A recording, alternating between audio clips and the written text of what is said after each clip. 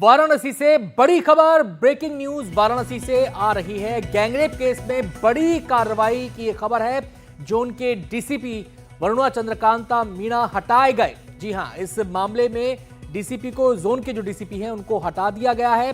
वरुणा चंद्रकांता मीणा को DGP office attach कर दिया गया है। वाराणसी दौरे पर पीएम ने सख्ती के निर्देश लिए थे। इस वारदात को लेकर वाराणसी में एक लड़की से गैंगरेप हुआ था। गैंगरेप केस में 13 आरोपी गिरफ्तार हो चुके हैं।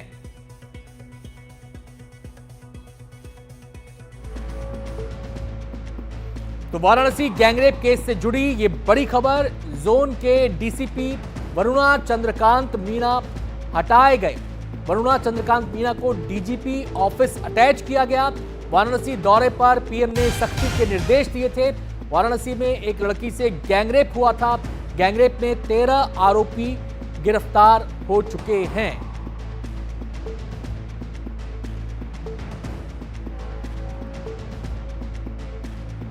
सीधे हम रुख करेंगे, संवाददाता पंकज झा हमारे साथ जुड़ गए हैं और जानकारी देने के लिए। पंकज, क्या डिटेल्स हैं, क्यों हटाया गया उन्हें? देखिए, आपको याद होगा 13 तारीख को प्रधानमंत्री नरेंद्र मोदी अपने संसदीय क्षेत्र वाराणसी के दौरे पर थे। तो उन्होंने एयर स्ट्रिप पर बुला करके वाराणसी के डीएम और वहां के डिविजनल कमिश्नर कौशल राज शर्मा, वहां के जो पुलिस कमिश्नर है मोहित अग्रवाल, इन तीनों को कहा था कि ये जो गैंगरेप का एक मामला आया था 29 मार्च से 3 अप्रैल के बीच में, एक लड़की है जिससे 23 लोगों के रेप करने की बात सामने आई थी। उसमें से 13 की गिरफ्तारी हो चुकी है और 13 ही नामजद थे।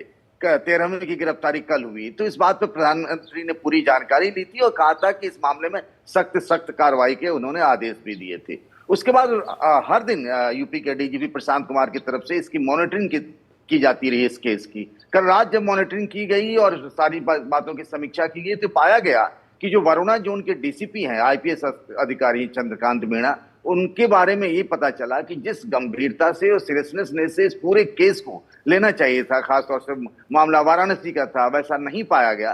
तो उनको उनके पद से हटा दिया गया, उन्हें डीजीपी ऑफिस से अटैच कर दिया गया। आपको बताऊं कि इस पूरे मामले में जो रेप पीड़िता है उसकी हालत अभी भी नाजुक बनी हुई है और इस मामले में जो 13 लोग नामजद किए गए थे एफआईआर में लड़की के परिवार की तरफ से, वो सभी गिरफ्तार कर लिए गए हैं। अब जो बाकी लोग हैं वो नामजद नहीं है, अज्ञात है, उनकी भी पहचान करने की वाराणसी पुलिस कोशिश कर रही है। बहुत बहुत शुक्रिया पंकज आपका इस पूरी जानकारी के लिए।